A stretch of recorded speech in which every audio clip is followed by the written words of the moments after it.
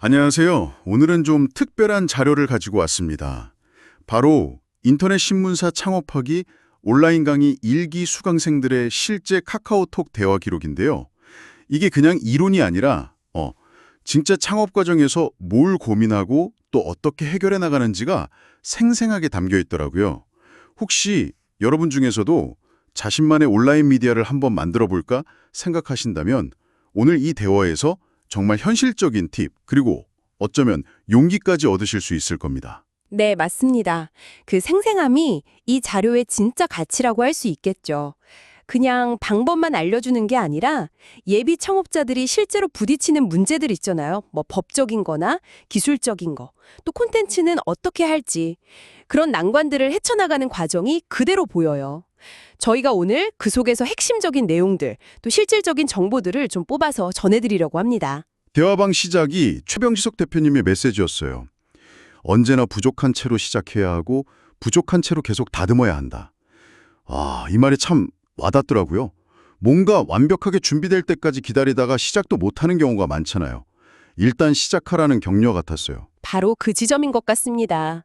좋은 아이디어가 있어도 이걸 실행으로 옮기기가 참 어려운데, 이 메시지 덕분인지 수강생분들이 바로 그 다음 단계를 넘어가시더라고요.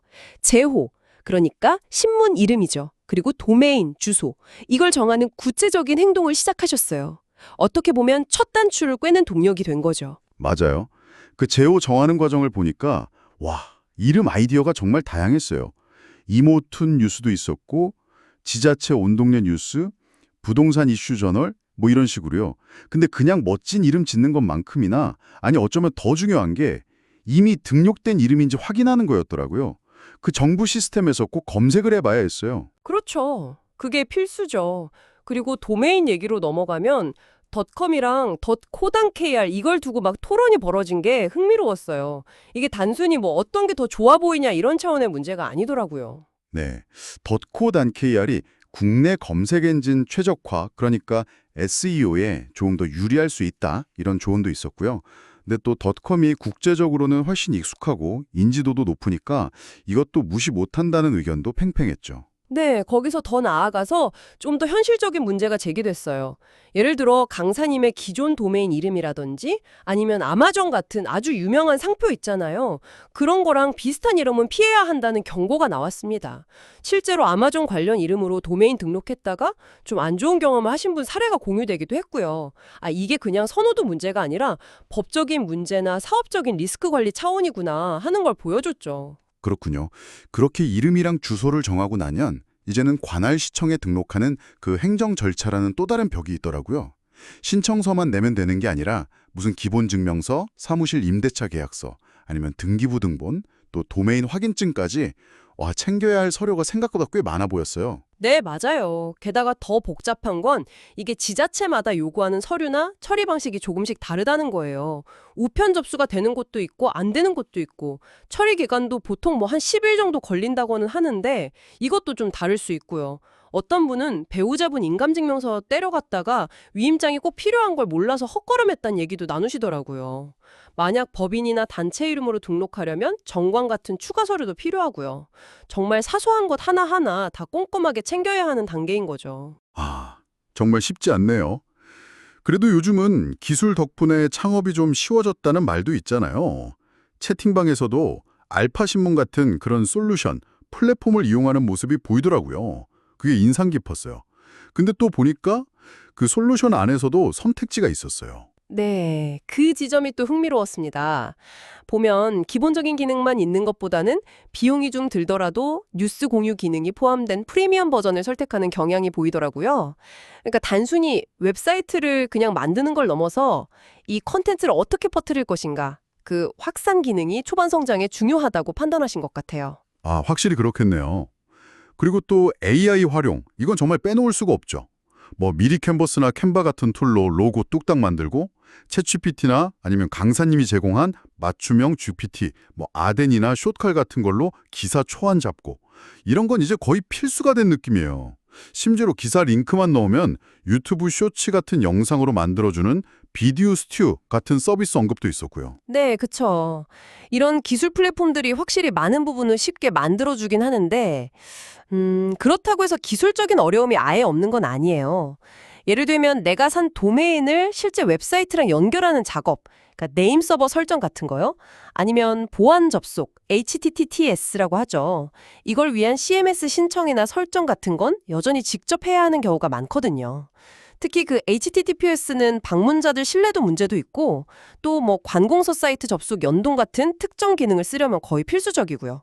그러니까 기술이 장벽을 많이 낮춰준 건 맞지만 아예 없애버린 건 아니다. 뭐 이런 걸 보여주는 거죠. 그렇군요. 기술적인 부분도 여전히 신경 쓸 게 있네요. 그리고 콘텐츠 전략 이야기도 나왔어요. 신문사의 어떤 정체성, 색깔에 맞는 카테고리를 잘 짜는 건 기본이고 좀 의외였던 건 자체 제작 기사와 외부에서 가져온 공유 기사 비율을 3대 7 이상, 그러니까 자체 기사를 최소 30%는 유지해야 한다는 규정이 있다는 거였어요. 네, 그 3대 7 규정은 아마도 언론 활동의 어떤 진정성이라고 할까요? 그걸 확보하기 위한 최소한의 장치로 볼 수 있을 것 같아요. 그리고 강사님 조언 중에 인상 깊었던 건 초기 전략으로 너무 비판적이거나 부정적인 기사보다는 좀 긍정적인 정보성 기사를 통해서 신문의 영향력을 먼저 키우라는 거였어요. 이건 상당히 현실적인 접근법이죠.